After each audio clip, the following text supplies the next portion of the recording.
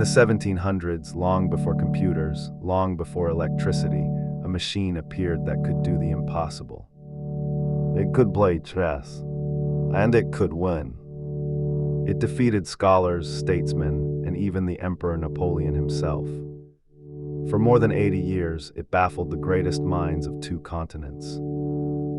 People were certain they were watching a thinking machine. The truth was far stranger and far more clever. This is the story of the Mechanical Turk. Welcome to Curio Hour, where we uncover the strange, the unsolved, and the unforgettable.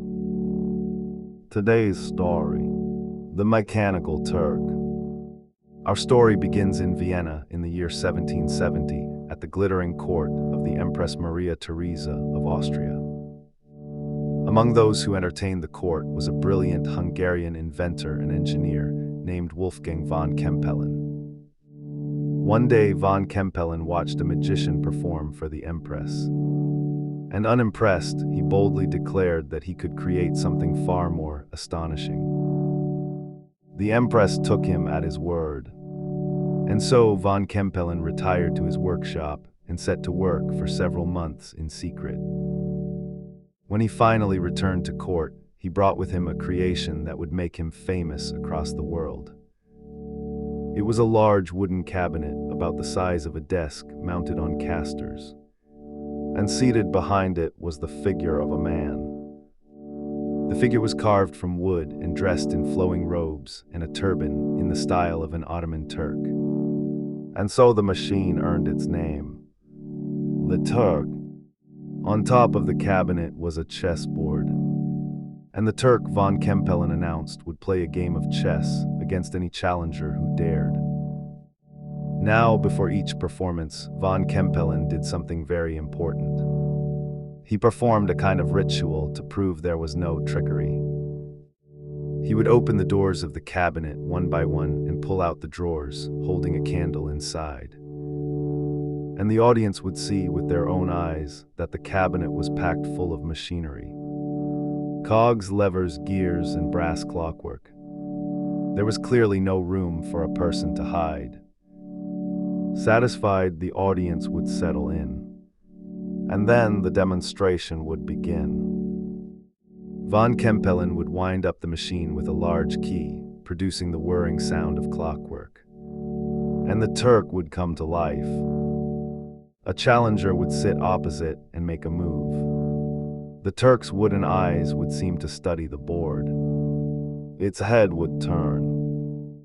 Then with a soft mechanical grinding, the Turk's left arm would rise, move across the board, grasp a chess piece, and make its move. It played intelligently. It responded to its opponent's strategy. If a player tried to make an illegal move, the Turk would shake its head and put the piece back. And more often than not, it won. The effect on audiences was electric. They had just seen the inside of the machine. It was full of gears. And now that machine was outplaying skilled human beings at a game of pure intellect. It seemed to be a true thinking machine. A mechanical mind. Something that, by every understanding of the age, should not have been possible. The Turk became a sensation. And after impressing the Austrian court, von Kempelen took his creation on tour across Europe. In city after city, the Turk drew enormous crowds. It played the finest chess players of the day and royalty and famous thinkers. In Paris, it is said to have played against the American statesman and inventor Benjamin Franklin, who was utterly delighted by it. Everywhere it went, it left a trail of astonished and baffled spectators. No one could explain how it worked. And then came its most famous match of all. A game against one of the most powerful men in the world, Napoleon Bonaparte. By this time, von Kempelen had died, and the Turk had passed to a new showman who continued to tour with it. The Emperor Napoleon, a keen chess player himself, sat down to face the machine. And according to the legend, Napoleon decided to test it. Early in the game, he deliberately made an illegal move. The Turk noticed at once. It shook its head and politely returned the piece to its proper square. Napoleon, amused, tried it again. This time, the Turk removed the offending piece from the board entirely. When the emperor cheated a third time, the story goes, the Turk had had enough. It swept its arm across the board, scattering all the pieces, and refused to play on. Napoleon, reportedly, was thrilled. So how did it really work? How could a wooden figure full of gears defeat an emperor? The answer, of course, was that it could not.